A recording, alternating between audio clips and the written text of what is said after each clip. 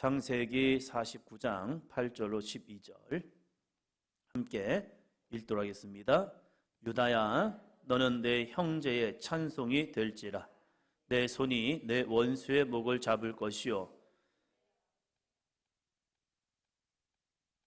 유다는 사자 새끼로다. 내 아들아, 너는 움킨 것을 찢고 올라갔도다. 그가 엎드리고 웅크림이 수사자 같고 남사자 같으니 누가 그를 범할 수 있으랴. 규가 유다를 떠나지 아니하며 통치자의 지팡이가 그 발 사이에서 떠나지 아니하기를 실로가 오시기까지 이르리니 그에게 모든 백성이 복종하리로다. 그의 암나귀 새끼를 아름다운 포도나무에 매일 것이며 그 옷을 포도주에 빨며 그의 복장을 포도즙에 빨리로다. 그의 눈은 포도주로 인하여 붉겠고 그의 이는 우유로 말미암아 희리로다. 아멘. 창세기 49장 8절로 12절 이 말씀을 큰 근간으로 삼고 오늘 다음 주 그 다음 주까지 제목 같이 합니다. 통치의 규를 받은 유다, 회개할 줄 아는 사람. 야곱에게는 12아들이 있었죠. 그 아들 중에서 이제 49장에서 한 아들을 축복하며 나아갑니다. 이 축복하며 나아갈 때 유다에게는 엄청난 축복이 주어집니다. 아니, 왜 차별합니까? 하나님의 은혜는 차별이 있습니다. 동일한 은혜가 아니에요. 구원의 은혜는 동일하지만 그가 어떤 믿음을 소유했냐 이에서 그의 인생이 똑같이 출발하지만 야곱의 12아들로 똑같이 출발하지만 그들의 인생은 각기 다른 경주를 하게 되어 있습니다. 우리들의 삶도 마찬가지입니다. 사도행전교회라는 한 믿음의 틀 안에서 우리가 함께 신앙생활하고 있습니다. 그러나 우리들이 가는 믿음의 여정을 통하여 각자 주시는 은혜와 각자 주시는 복은 다르다는 사실입니다. 그래서 우리는 사모해야 합니다. 하나님, 저를 하나님의 믿음의 도구로 사용하여 주시옵소서. 믿음으로 기도하며 나아갈 때 하나님께서 행하시는 놀라운 은혜와 능력이 증거할 줄을 믿습니다. 내가 입을 얼마큼 크게 벌리는가? 내가 얼마나 많은 믿음의 잔을 준비했는가? 내가 어떠한 믿음으로 주님 앞에 선포하며 기도하느냐? 그 기도의 삶을 통해서요, 우리의 삶은 변화되고 바뀌어져 가고 있다는 사실입니다. 우리들이 큰 믿음의 포부를 가지고 하나님의 거룩한 능력을 믿으면서 함께 꿈을 꾸며 나가는 우리 사도행전교회 성도가 되기를 주의 이름으로 축원합니다. 그래서 이번 주부터 3주간 동안 통치의 규를 받은 유다, 왜 유다는 통치의 규를 받았는가? 함께 나아갈 때 오늘은 첫 시간으로 회개할 줄 아는 사람이라는 제목으로 함께 말씀을 나눕니다. 여러분, 털어서 먼지 안 나는 사람 있다 없다? 없죠. 아무리 누구든지 털면 문제가 있습니다. 털면 먼지가 나옵니다. 그것은 우리 모두가 온전한 완전한 사람이 아니기 때문입니다. 성경에서도 우리에게 이렇게 말합니다. 로마서 3장 10절이요, 기록된 바 의인은 없나니 하나도 없으며. 성경 우리에게 말하고 있어요. 시편 14편 말씀을 통해서 의인이 있을까? 완전한 사람이 있을까? 완벽한 사람이 있을까? 죄가 없는 사람이 있을까? 라고 말할 때에 성경 우리에게 함축적으로 로마서에서는 기록된 바 의인은 없나니 하나도 없으며, 하나도 없다는 거예요. 의인 찾을 수가 없다라고 말해요. 로마서 3장 23절 같이 봅니다. 모든 사람이 죄를 범하였음에 하나님의 영광에 이르지 못하더니. 모든 사람이 뭘 범해요? 옆에서 한 부분에서 이렇게 물어보시면 무슨 죄 졌어요? 아내들이 남편에게 하는 질문 있죠. 뭐 했어? 주어 없는 거 있잖아요. 뭐 했는데? 그럼 생각하죠. 뭘 해야지? 오늘 무슨 날인 줄 알아? 지금 오늘 무슨 날이지? 고민하고 있죠. 그럼 대답하면요, 오늘이 무슨 날이긴 오늘이지 이렇게 얘기하죠. 그럼 혼나죠. 또 왜 이 날을 몰랐냐고. 주어 없는 얘기들이 참 많아요. 그러면 우리는 어떠한 죄를 저질렀을까? 어떠한 죄인일까? 모든 사람이 죄를 범하였음에 라고 말합니다. 그래서 하나님의 영광에 이르지 못한다라고 말합니다. 성경은 우리가 다 죄인임을 이야기하고 있다는 사실이에요. 욥을 동방의 의인이라고 합니다. 욥을 동방의 의인. 그러면 욥은 정말로 의인일까? 욥에게는 죄가 없을까? 떨어져서 앉읍시다. 더 떨어져서. 성경에서 욥이 뭐라고 말하냐? 욥기를 시작하면서 욥을 동방의 의인이라고 말해요. 그것은 욥을 하나님이 평가해 주시는 거예요. 야, 너는 의인이야. 그건 하나님의 인침이라는 거예요. 하나님이 인정해 줬다는 거예요. 하나님이 오늘도 우리들을 거룩한 의인으로 인쳐 주신 줄로 믿습니다. 어떻게 우리가 의인이 됩니까? 어떻게 해요? 인쳐 주신 거죠. 근데 누구에게 왜 우리에게 그 인쳐줌을 하냐 이거예요. 한 가지. 예수 그리스도를 믿음을 통하여. 그래서 하나님이 세상을 이처럼 사랑하사 독생자를 믿는 자에게는 뭐죠? 멸망하지 않고 영생을 얻게 하려 하심이라. 우리가 잘나서가 아니에요. 대단해서가 아니에요. 믿음 생활을 너무 잘해서가 아니에요. 한 가지. 예수 그리스도를 믿음을 통하여 우리는 죄인에서 의인이 된 거예요. 다른 사람이 볼 때는 우리는 허물이 있어요. 문제 있어요. 그리고 야, 너 이런 죄 졌잖아 라고 할 때 그래, 나 이런 죄 졌어 라고 해야 해요. 그러나 그럼에도 불구하고 하나님 나라에서는 우리를 의인 삼아주시는 거예요. 그것은 우리가 잘나서가 아니라 한 가지, 예수 그리스도의 십자가의 공로를 믿기 때문에 우리가 의인 되었다는 사실입니다. 아멘. 하나님은 욥을 시작하면서 이는 동방의 의인이다 라고 인정해 주세요. 그러나 욥이 하나님을 만나면서 그가 자신을 보게 됩니다. 하나님 앞에 서 있는 나를 보는 순간 욥은 이렇게 고백합니다. 42장 6절이요. 그러므로 내가 스스로 거두어 드리고 티끌과 제 가운데에서 회개하나이다. 스스로 거두어 드린대요. 뭘 거두어 드리죠? 자, 우등생. 뭘 거두어 드립니까? 이민수 권사님, 뭘 거두어 드리죠? 말이죠. 무슨 말이요? 네? 맞아요. 자기가 의인했던 거. 하나님 앞에 법정에 내가 서고 싶습니다. 그래서 내가 무엇 때문에 이 고난을 당하는지, 내가 어떠한 죄로 인해서 하나님 앞에 이렇게 고난을 당하고 있는지. 욥의 친구들은 네가 죄인이기 때문에 이 죄값을 치르고 있는 거야 라고 할 때 스스로를 변호하는 거예요. 나는 이러한 인생을 살았어. 너희들이 말하는 그런 죄 난 없어. 나는 내가 얼마나 믿음으로 얼마나 사는지 열심히 사는지 너희들 알잖아 하면서 하나님의 법정에 내가 쓰고 싶어. 하나님, 나 하나님 법정으로 데려가 주세요 하면서 욥이 스스로 의인임을 막 고백을 해요. 근데 그 말이 틀린 말은 아니에요. 욥은 정말로 그렇게 열심히 살았습니다. 그렇게 열심히 살았던 욥이요 42장에서 하나님을 대면하기 시작합니다. 하나님을 만납니다. 그리고 하나님께서 말씀을 시작하셨습니다. 야, 욥아, 네가 그걸 아느냐? 네가 이걸 아느냐? 하면서 이 모든 천지만물의 역사를 싹 전하시면서 욥아, 네가 이걸 알아? 할 때에 욥이 한마디도 대답하지 못합니다. 욥아, 너 입이 있다면 얘기해봐 하면서 욥을 다시 한번 추궁을 하셔요. 그럴 때 욥이 하는 고백이 그거 바로 이거예요.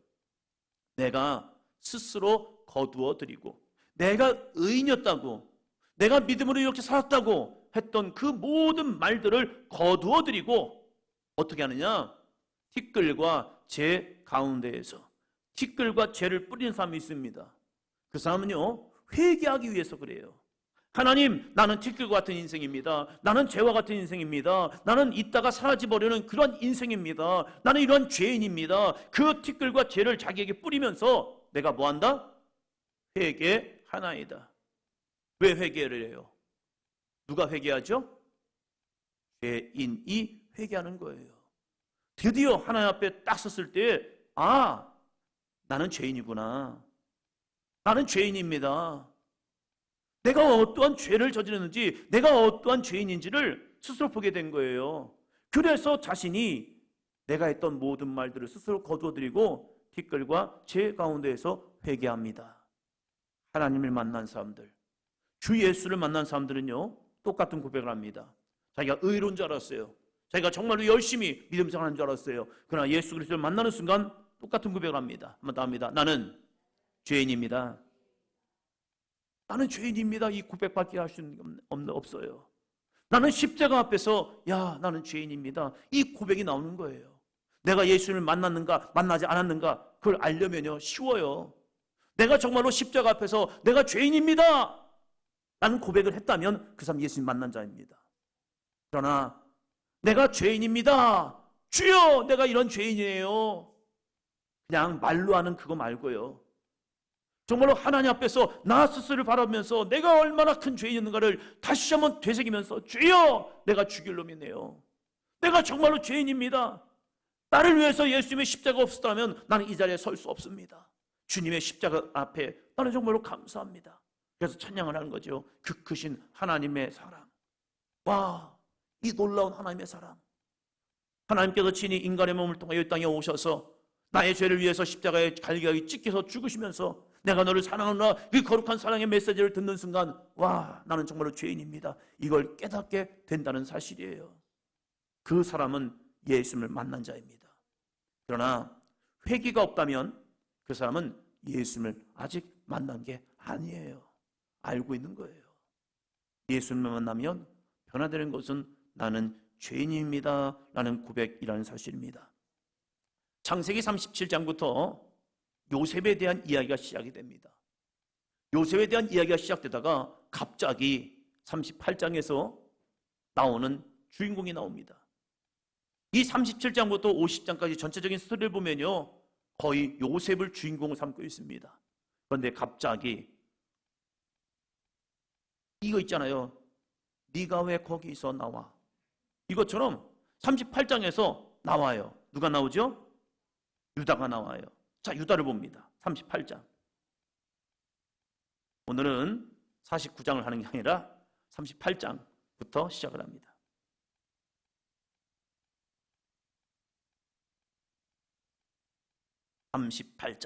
자, 38장을 펴놓고 이 이야기는 유대인들에게, 유다의 후손들에게 정말로 지우고 싶은 이야기입니다. 성경의 한 부분을 빼고 싶다라고 말하면 이 창세기 38장의 부분일 거예요.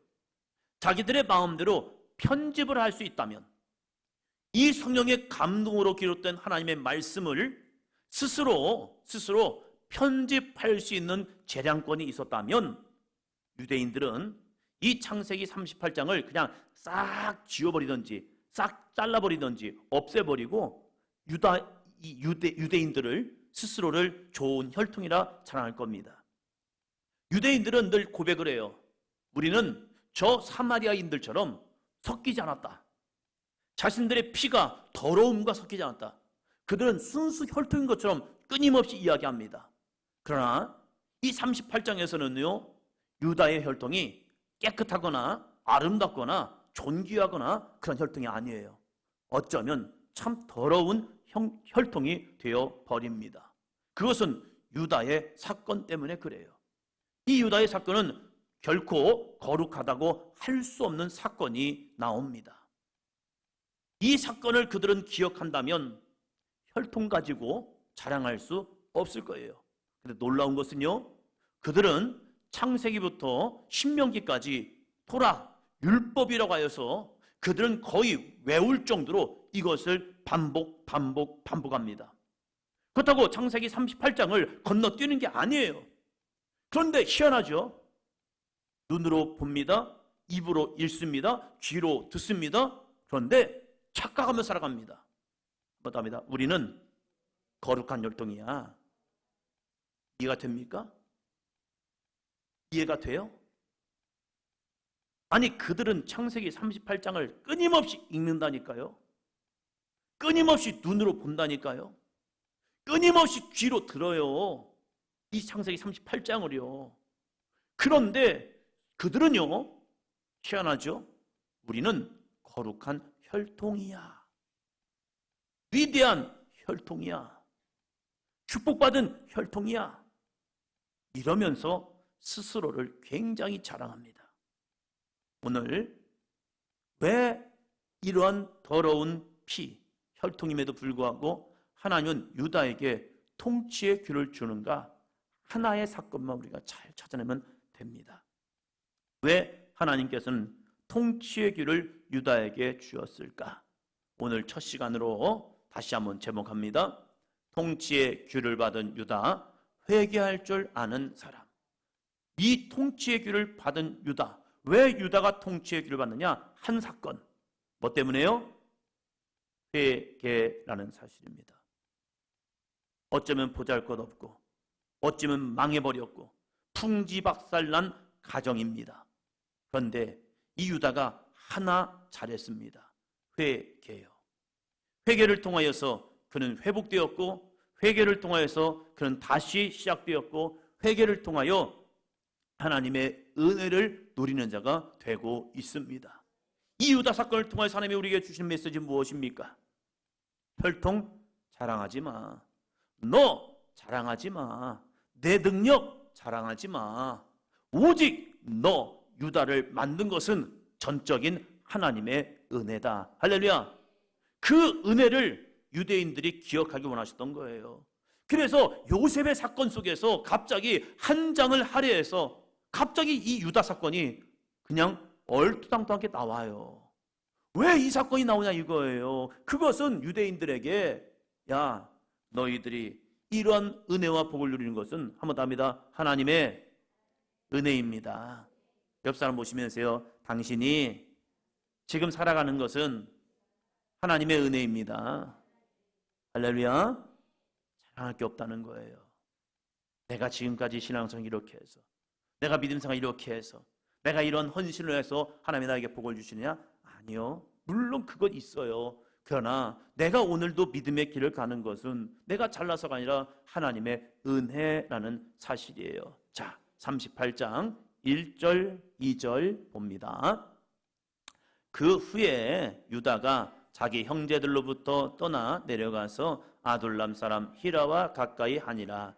유다가 거기서 가나안 사람 수아라 하는 자의 딸을 보고 그를 데리고 동침하니. 5절까지요. 그가 임신하여 아들을 낳음에 유다가 그의 이름을 엘이라 하니라. 그가 다시 임신하여 아들을 낳고 그의 이름을 오난이라 하고 그가 또 다시 아들을 낳고 그의 이름을 셀라라 하니라. 그가 셀라를 낳은 때에 유다는 거십에 있었더라. 아멘. 유다, 그 이름의 뜻이 무엇이요?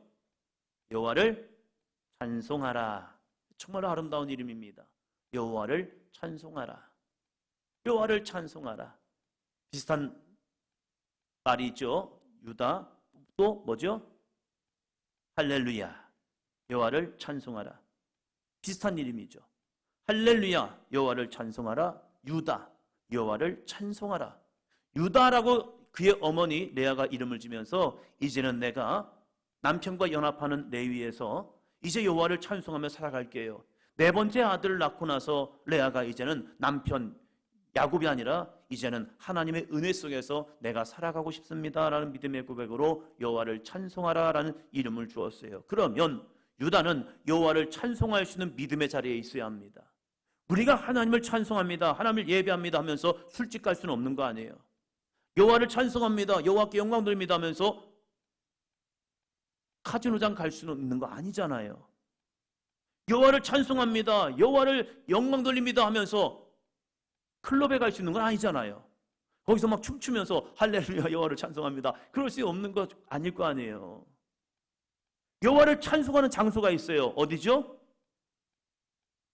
예배죠. 예배당. 우리가 영적 교회가 되어서 우리의 집에서 여호와를 찬송할 수 있습니다.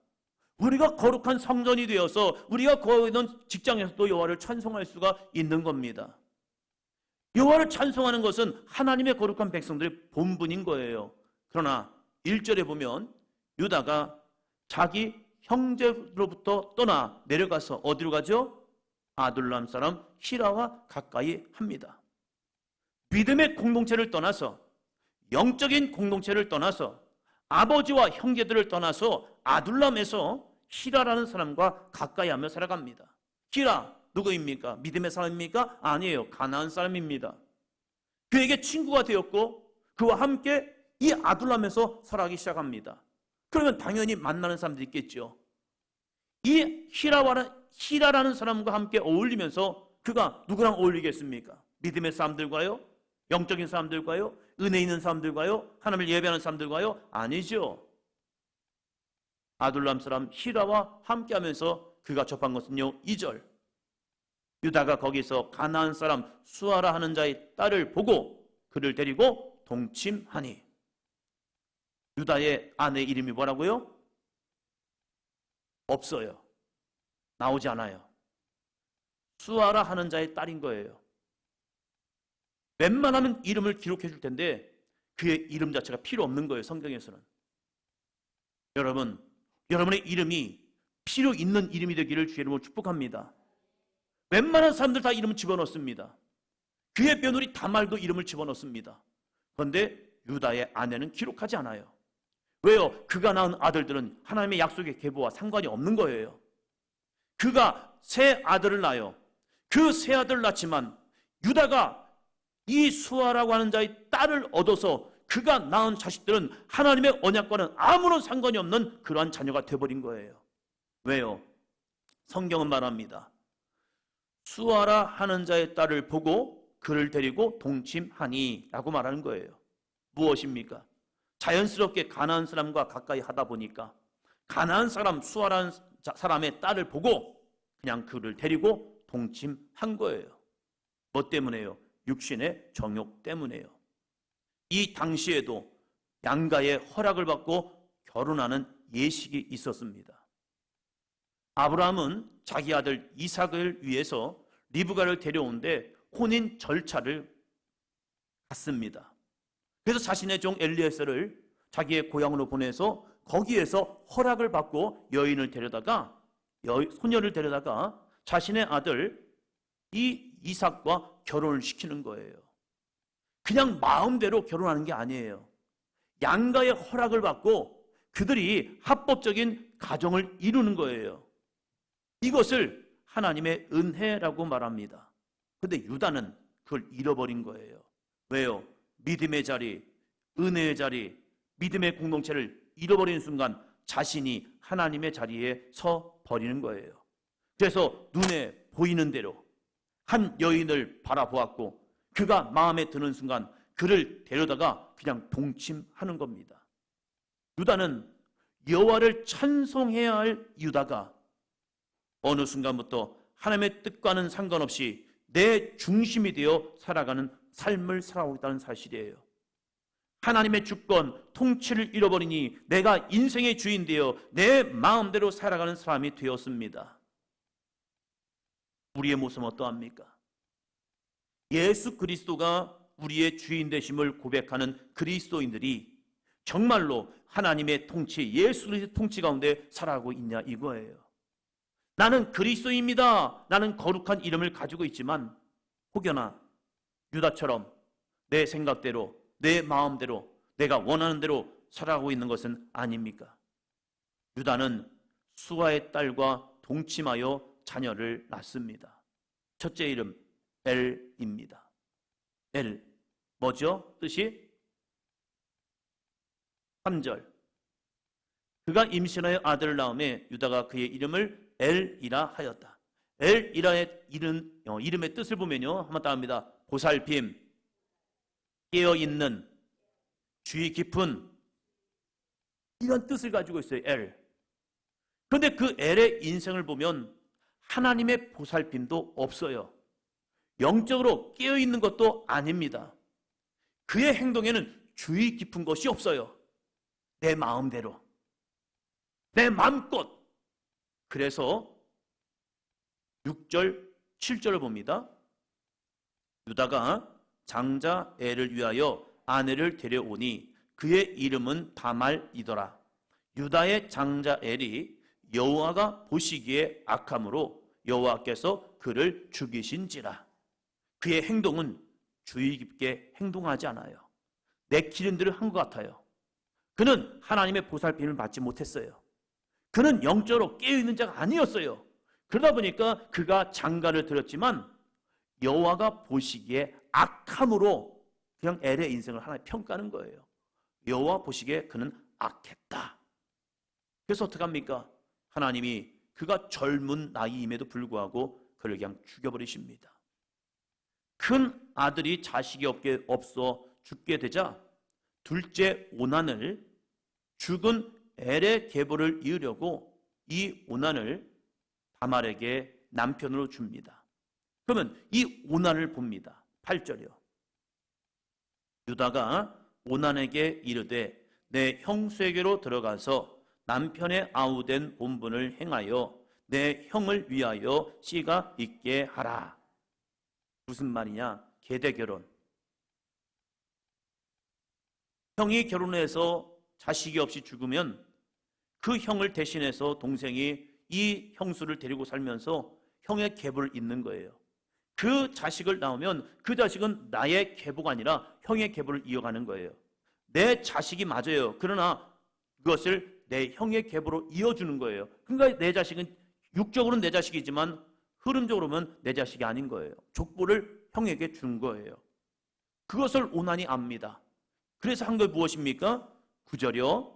오난이 그 씨가 자기 것이 되지 않은 줄 알므로 형수에게로 들어갔을 때에 그의 형에게 씨를 주지 아니하고 땅에 설정하매 이건 내 자녀가 아니야.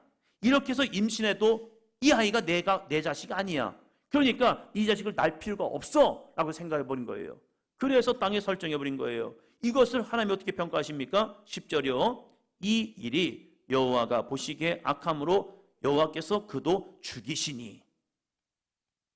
여러분, 엘이 왜 죽어요? 여호와 보시기에 악한 거예요. 오난이 왜 죽어요? 여호와가 보시기에 악함으로 이 오난도 죽인 거예요. 그들의 죽으면은요 하나님 보실 때 악한 거예요. 오난, 그의 뜻을 보면요 힘, 능력이라는 뜻을 가지고 있어요. 자신에게 주어진 힘, 그것으로 형의 계보를 잊지 않으려고 땅에 설정함으로 하나님께서 그도 죽이신 거예요. 유다의 가족을 보면 이름과는 상관없는 자기 중심적인 삶을 살아갑니다. 유다가 믿음의 공동체, 말씀을 잃어버렸기 때문이에요. 거룩한 이름은 가지고 있다니까요. 여호와를 찬송하리라, 이 거룩한 이름은 가지고 있지만 그의 삶에는 하나님을 잃어버린 삶을 살아가고 있다는 사실이에요. 우리의 삶도 하나님의 말씀이 없으면 나의 생각이 하나님이 되어 내 생각대로 살아가요. 내가 그리스도인이라는 거룩한 이름을 가지고, 내가 권사라는 이름을 가지고, 내가 집사라는 이름을 가지고, 직분을 가지고 살아가요. 그래서 누군가 나를 향하여 집사님, 권사님, 성도님 이렇게 나를 부르고 있습니다. 나는 당신의 종교가 무엇입니까? 라고 말 때 예, 저는 그리스도입니다 라고 하면서 표기를 한단 말이에요. 그러나 하나님의 말씀을 잃어버리면 내가 거하고 싶은 곳에서, 내가 만나고 싶은 사람들 만나면서, 내가 하고 싶은 일을 하면서 내 생각이 하나님이 되어 내 생각대로 살아가고 있다는 사실이에요. 그것이 하나님 보시기에는 악한 거예요. 여러분, 악이란 것은 살인하고 간음하고 도둑질해서 악한 것이 아니라 하나님을 잊어버리고 하나님을 놓쳐버리고 내 생각이 하나님의 생각이 되어서 내 마음대로 살아가는 것, 이것을 성경은 악하다라고 말하고 있다는 사실이에요. 이런 문제를 만나면 믿음의 사람이라면 자신을 돌아봐야 해요. 큰아들이 죽었습니다. 둘째 아들이 죽었어요. 그러면 믿음이 있다면 나를 돌아봐야죠. 나에게 어떤 문제가 있을까? 유다의 문제는 자신이 답니다. 믿음의 자리, 은혜의 자리, 하나님을 떠났기 때문입니다. 지금 유다의 문제는 믿음의 자리, 은혜의 자리, 하나님을 떠났기 때문에 그래요. 그런데 유다는요, 문제에서 원인을 찾고 하나님께로 돌아와야 해요. 마치 나오미가 모압에 갔다가 거기서 모든 걸 다 잃어버리잖아요. 남편 죽지요, 두 아들 죽어버렸죠. 그럴 때 이 나오미가 생각한 게 있어요. 아, 그렇구나. 내가 거룩한 하나님의 나라 베들레헴을 떠났기 때문에 이런 문제가 생겼구나. 그럼 나 이제 돌아가야겠다. 아무것도 없어요. 그럼에도 불구하고 내가 고향으로 하나님의 거룩한 곳으로 거룩한 땅으로 돌아가야겠다. 아멘. 이게 회복의 시작이잖아요. 탕자의 비유를 통해서 예수님이 뭐라고 말씀합니까? 그가 아버지를 떠나서 그의 삶은 뭔가 되겠지라고 생각했지만 그는 허랑방탕에 살다가 아버지의 모든 재산을 탕진하고 모든 것을 잃어버리고 나서 스스로를 보게 되는 거예요. 야, 내가 하늘과 아버지께 죄를 지었구나. 아멘. 나를 보게 되는 거예요. 문제는 나를 보라고 하나님이 우리에게 허락하신 통로라는 거예요. 지금 유다가 큰아들 죽었습니다. 둘째 아들 죽었습니다. 아직 셋째는 어립니다. 근데 이 문제가 발생한 거예요. 그렇다면 나를 보아야 하죠. 그런데 유다는요, 그 문제가 나와 하나님과의 관계가 아닌 다른 사람의 문제로 본 거예요. 내 탓입니다 라고 하지 않냐고. 누구의 탓이지? 누구의 탓일까? 이걸 찾기 시작하는 거예요. 교회에서 문제가 발생하면 어떤 사람은 누구 때문일까? 누구 때문일까 하면서 눈을 딱 뜨고 누굴까? 한번 찾아요. 누구 때문일까? 이 문제가 누구로 인해 발생한 것일까? 하면서 막 원인점을 찾아요. 목사님 때문인가? 사모님 때문인가? 권사님 때문인가? 집사님들 때문인가? 도대체 누구 문제야? 하면서 문제를 찾아요. 그러면서 그 사람을 공격하기 시작합니다. 유다가 문제는 알았어요. 첫째, 둘째 죽음을 통하여 문제는 파악했어요. 그 원인점을 찾으면서 이렇게 찾아냅니다. 11절이요. 유다가 그의 며느리 다말에게 이르되 수절하고 내 아버지 집에 있어 내 아들 셀라가 장성하기를 기다리라 하니 셀라도 다말이 가서 그의 아버지 집에 있으니라. 여러분, 이 유다가 다말을 친정으로 보내는 이유가 있어요. 그냥 친정 가서 쉬다 와 이게 아니에요. 성경은 유다가 이 며느리 다말을 친정으로 보내는 이유 뭐죠? 셀라도 그 형들같이 죽을까 염려함이라. 지금 엘이 죽고 오난이 죽은 이유를 누구 때문이라고요? 다말 때문이라고 생각하는 거예요. 유다 자신의 문제였어요. 자신이 약속의 땅이 아닌 가나안 땅에서 하나님의 백성들이 아닌 가나안 사람들과 너무 어울리다 보니까 수아의 딸과 결혼을 했고 아무도 허락하지 않은 결혼, 아무도 인정해주지 않는 결혼, 그 결혼에서 셋째까지 남버린 거예요. 그리고서 자신이 그 아들들을 믿음으로 키웠느냐? 이름은 잘 졌어요. 엘, 오난, 셀라 이름은 졌지만 그들의 인생이 이름과는 상관없는 인생을 살아가요. 그러니까 여호와 보시기에 악한 거예요. 그들이. 즉 누구의 문제인 거예요? 유다 자신의 문제인 거예요. 하나님을 알고 하나님을 향한 믿음이 있는 유다가 자신의 자녀들을 믿음으로 하나도 키우지 않았던 거예요. 그것 때문에 하나님 보시기에 악함으로 그들이 죽음을 당하고 죽음을 당했던 거예요. 그런데 내 탓으로 여기기는 쉽지 않은 거예요. 그러니까 우리 가정이 이 엘과 오난이 결혼하기 전에는 멀쩡했다고 생각한 거예요. 그러다가 다말이 시집에서 와서 보니까 엘이 죽었네? 이 오난이 다말과 동침함을 통하여 죽었네? 그럼 누구 때문일까? 아, 여자 때문이구나. 그래서 다말에다가 모든 책임을 집어넣고 셀라도 그 형들과 같이 죽을까 염려되어서 친정으로 보낸 거예요. 겉으로는 수절하고 내 아들 셀라가 장성하기까지 기다려 라고 했지만 모든 원인을 다른 사람으로 핑계하기 시작한 겁니다. 우리는 문제 해결은 어떻습니까? 문제가 일어나면 나를 보아야 하죠. 하나님 앞에 나를 보면서 내가 정말로 믿음 안에 바르게 살았던가? 내가 말씀 안에 순종하여 살았던가? 내가 하나님의 기뻐하시는 삶을 살았던가? 나 자신을 봐야 하는데 우리의 눈이 나를 못 봐요. 그래서 우리의 눈을 닫고 하나님을 만나야 내 자신이 보이기 시작하는 거예요. 아멘?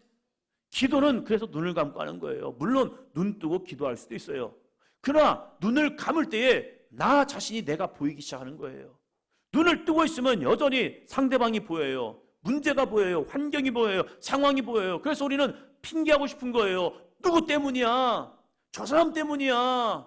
저 문제 때문이야. 환경 때문에 그랬어. 라고 하면서 내 눈이 열려있기 때문에, 뜨기 때문에 나 스스로를 부정하고 다른 것을 인정하고 싶은 거예요. 그럴 때에 우리는 주 예수께 조용히 나가 내 짐을 내려놓고 나를 보기 시작하는 거예요. 무엇이 문제였을까? 내가 하나님 앞에서 나는 어떠한 삶을 살았을까? 내가 정말로 하나님의 말씀에 순종했던가? 아, 저 사람 때문이 아니라 나 때문이었구나. 이걸 보기 원하는 거예요. 그러나 유다는 그렇지 못했어요. 유다는 누구 때문이라고요? 다말이요. 다말 때문이래요. 그래서 이 다말을 친정에다가 수절하라고 보내놓고 나서, 그리고 나서 아내가 죽었어요.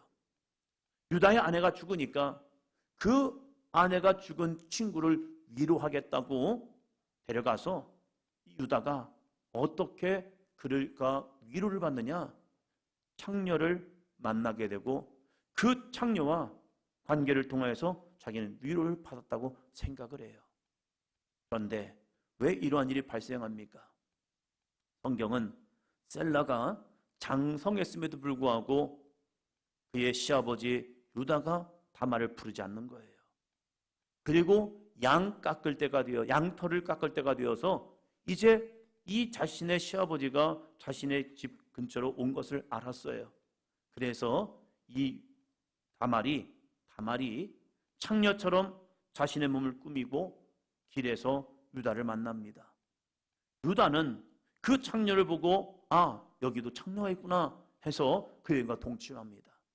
그리고 나서 3개월의 시간이 흘렀습니다. 3개월의 시간이 흘렀는데 유다에게 한 이야기가 들려옵니다. 내 며느리가 임신하였다. 수절하라고 보낸 자신의 며느리가 임신했다는 거예요. 이 며느리를 어떻게 합니까? 이 며느리가 자기 사람입니까? 아니면 친정의 사람입니까? 유다가 자기 사람이라고 생각했다면 친정으로 보내어서 수절을 시키는 것이 아니라 자기의 집에 함께 거하면서 셀라가 장성할 때까지 함께 살아주는 게 맞습니다. 아부로서 함께 살아가는 것이, 자기의 집에서 살아가는 것이 맞아요. 근데 유다는 다말을 버려버린 거예요. 자신이 책임져야 할 며느리를 친정으로 보내놓고 거기서 수절하게 만든 거예요. 거기에서 이 다말이 임신을 했답니다. 그리고 그 책임을 물으려 합니다. 너는 우리 집 사람인데 네가 누구 때문에 임신한 거야? 내 남편은 없는데 네가 어떻게 임신해? 이건 있을 수 없는 일이야. 그러면 이 며느리는 뭐가 낫죠? 집중하시고. 성령이 잉태된 겁니까? 아니죠. 일은 아니에요. 그렇다면 다말은 바람난 거예요. 그래서 이 가정의 책임자로서 그를 심판을 해야 합니다. 그래서 이를 불에 태워 죽이려고 합니다. 그를 끌어내었습니다. 끌어내고 유다는 이 다말을 불태워 죽이려고 합니다. 그럴 때에 이 다말이 이렇게 합니다. 나를 임신시킨 사람의 물건입니다 하면서 세 가지를 그에게 보여줍니다.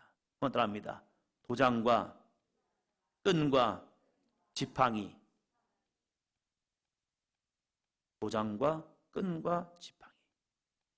이 물건의 주인으로 인하여서 내가 임신하였습니다 하면서 그에게, 시아버지에게 이 물건을 내어줍니다. 도장과 끈과 지팡이는 유다가 창녀와 잠자리를 하면서 양을 주겠다는 징표로 이언해 줬던 겁니다. 다말이 도장과 끈과 지팡이를 유다의 것을 그대로 주면서 이 주인으로 해서 내가 임신했습니다 라고 합니다. 유다가 그것을 받아들이고 깜짝 놀랍니다. 내가 만났던 창녀가,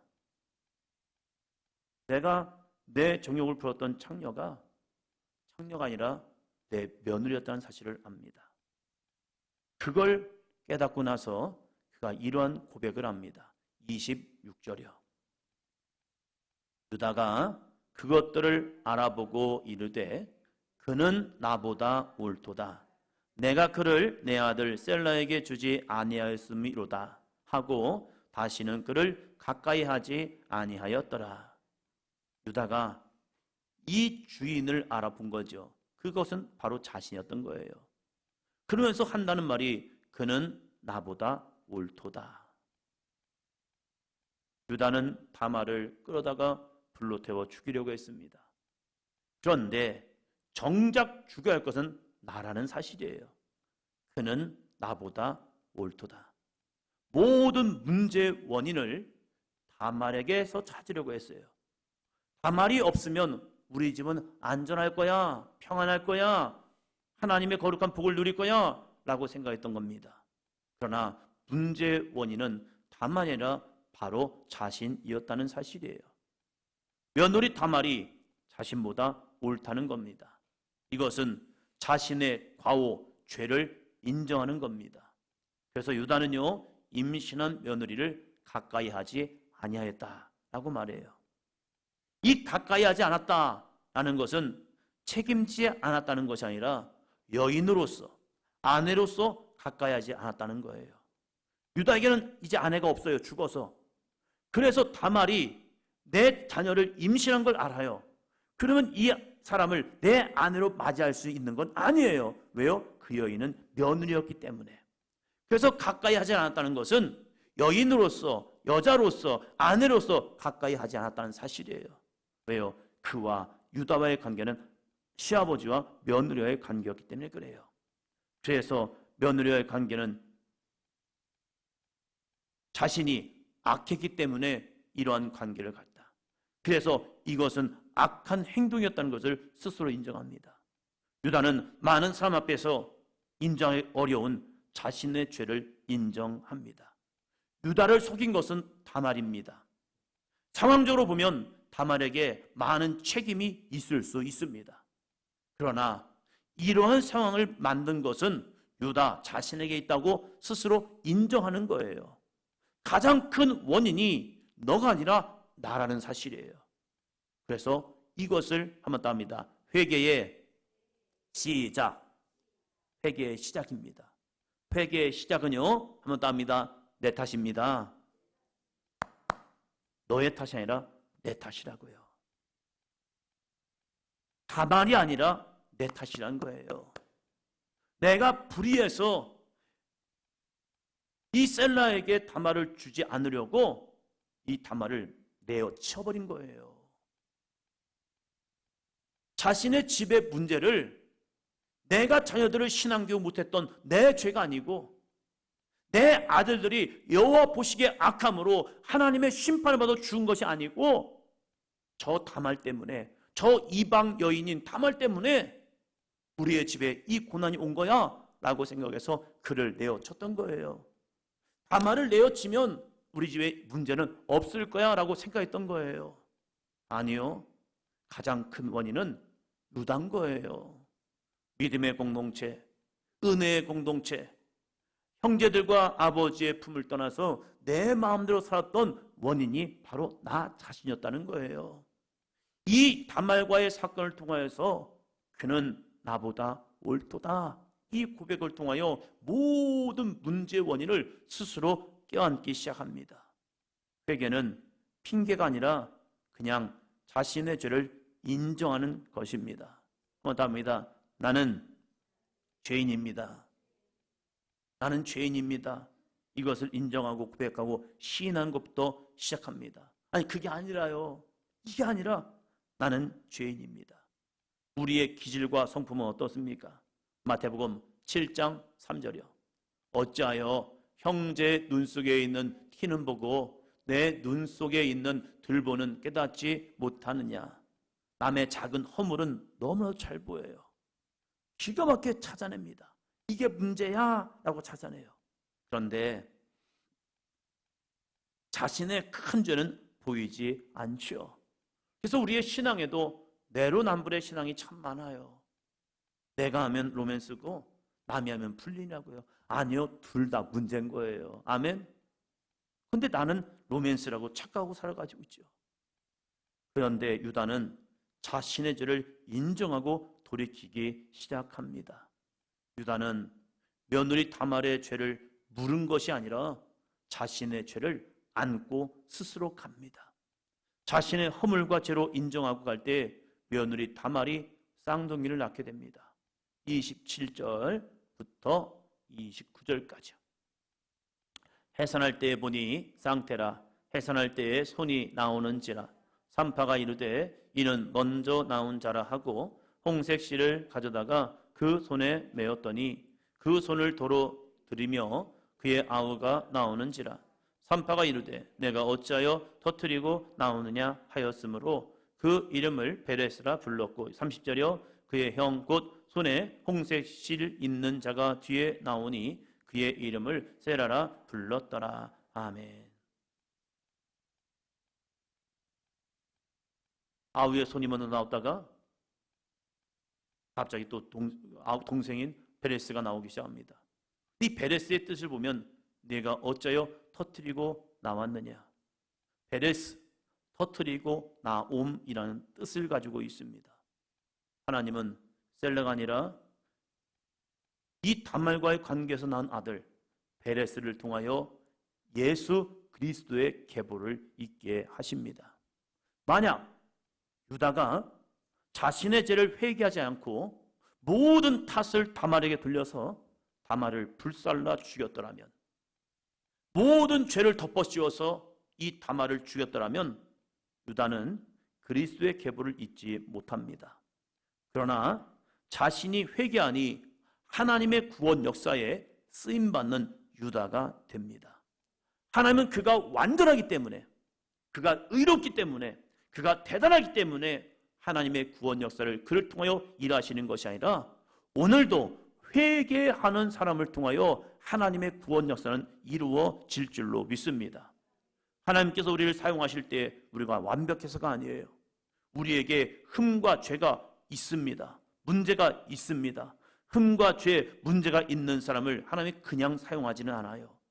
회개하여 흠없는 자로 우리를 바꾸어서 쓰기를 원하신다는 사실입니다. 그래서 우리가 하나님께 쓰임받기 위해서는요, 십자가의 은혜, 회개가 필요한 거예요.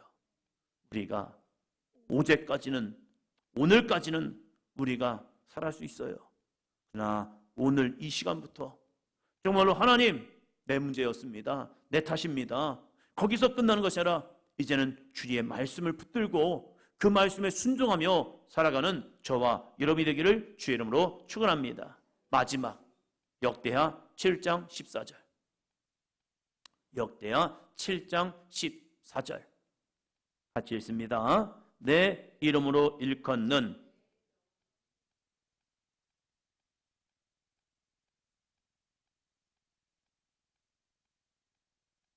그들의 죄를 사하고 그들의 땅을 고칠지라. 아멘. 하나님은 죄인을 부르십니다. 그 죄인을 불렀지만 죄인을 죄인으로 쓰지 않아요. 하나님께서 죄인을 부르시지만 하나님은 그 죄인들이 어떻게 하기를 원하느냐? 내 백성이 그들의 악한 길에서 떠나 뭐죠? 회개지요. 회개란 것은 인정하는 게 아니에요. 하나님, 나 그런 죄인이에요. 여기서 끝나는 게 아니에요. 그들의 악한 길에서 떠나는 겁니다. 아멘. 하나님은 그 삶을 쓰는 거예요. 유다는 악한 자의 삶에서 떠나요. 회개를 통하여서 그가 다시 형제들에게 돌아가요. 돌아가서 함께 애굽으로 내려가죠. 그 과정 속에서 지금 이 일이 벌어졌던 사실이에요. 내 백성이 그들의 악한 길에서 떠나. 두 번째, 뭐 하죠? 스스로 낮추고, 스스로 자신을 낮추는 거예요. 낮추면서 내가 죄인입니다.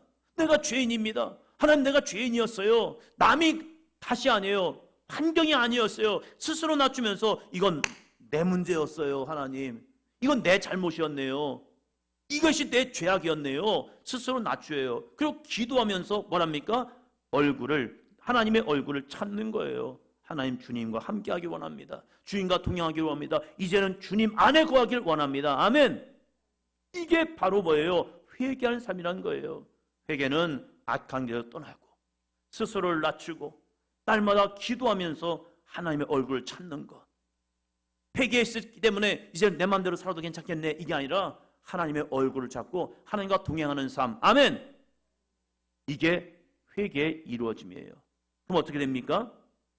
회개하면 이어서 벌어진 사건, 내가 하늘에서 듣고 그들의 죄를 사하시고 그들의 땅을 고칠지라. 회개하는 자에게 이러한 은혜를 주겠다는 거예요.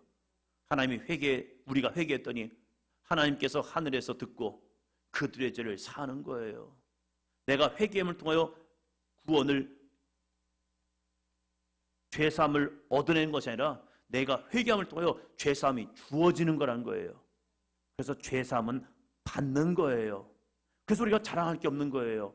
하나님이 죄사함을 주셨기 때문에 내가 회개를 통하여 죄사함을 얻어냈다면 그건 내 성과예요. 그러나 회개를 통하여 하나님이 우리에게 죄사함을 주신 거예요. 그래서 우리는 죄사함 받았다라고 얘기하는 거예요. 받았기 때문에 그것은 하나님의 은혜라는 사실입니다. 그 사람을 통하여 그들의 땅을 고쳐 주십니다. 아멘. 그래서 우리들의 신앙이 유다처럼 허물이 있을 수 있어요. 죄가 있을 수 있어요. 문제가 있을 수 있어요. 그러나 유다가 받은 이 거룩한 복처럼 통치의 규를 받는 유다, 하나님의 거룩한 다스림을 받아서 이 땅을 다스리는 거룩한 은혜가 있는 저와 여러분이 되기를 주의 이름으로 축원합니다. 하나님께서 주셨던 이 첫 번째 우리에게 줬던 오종 축복, 생육할지어다, 번성할지어다, 땅에 충만할지어다, 모든 만물을 다스리고 땅을 정복하고 모든 만물을 다스릴지어다. 이 다섯 가지의 오종 축복, 이 유다가 받았던 통치를 받던 것처럼 우리에게도 이 거룩한 복이 임하는 삶이 되기를 주의 이름으로 축원합니다. 오늘은 이 찬양의 가사처럼 이렇게 봤으면 좋겠어요. 너 예수께 조용히 나가 내 모든 짐 내려놓고 주 십자가 사랑을 믿어 죄 사함을 너 받으라. 우리가 내려놓아야 할 짐이 무엇일까? 무슨 짐일까요? 죄의 짐이에요. 이 죄의 짐을 주 십자가 사랑을 믿고 그러면 우리는 죄 사함을 받게 됩니다. 오늘 우리가 주님 앞에 좀 조용히 입을 열어서 주님 앞에 기도하면서 우리의 죄성을 한번 찾아냈으면 좋겠어요. 누구 때문이 아니라, 환경 때문이 아니라 하나님과 나와의 관계. 유다가 형제들을 떠나서 아둘람에 있는 히라와 살아갈 때에 수아의 딸과 결혼하여 가정을 이루었지만 그 가정은 축복의 가정이 아니었다는 사실이에요. 내 정욕대로, 내 생각대로 보고 그 여인을 데리고 와서 그냥 동침하며 살아가는 그저 육신의 삶으로 살아갔던 그런 가정밖에 되지 않아요. 그런 가정에서 유다가 다말을 통하여 얻은 자녀들이 살아나는 것은 그가 회개함을 통하여 하나님의 은혜 속에서 그는 나보다 옳습니다. 내가 더 죄인입니다. 나 스스로를 낮추고 하나님 앞에 회개할 때에 다시 회복의 은혜를 주셨다는 사실입니다. 오늘 이 찬양을 하시면서 여러분의 마음속에 기도하면서 이 고백이 계속 일어났으면 좋겠어요. 너 예수께 조용히 나가 내 모든 죄, 짐 내려놓고 주 십자가 사랑을 믿어 죄 사함을 너 받으라. 주 예수께 조용히 나가 내 마음을 쏟아 놓으라. 늘 은밀히 보시는 주님 큰 은혜를 베푸시리.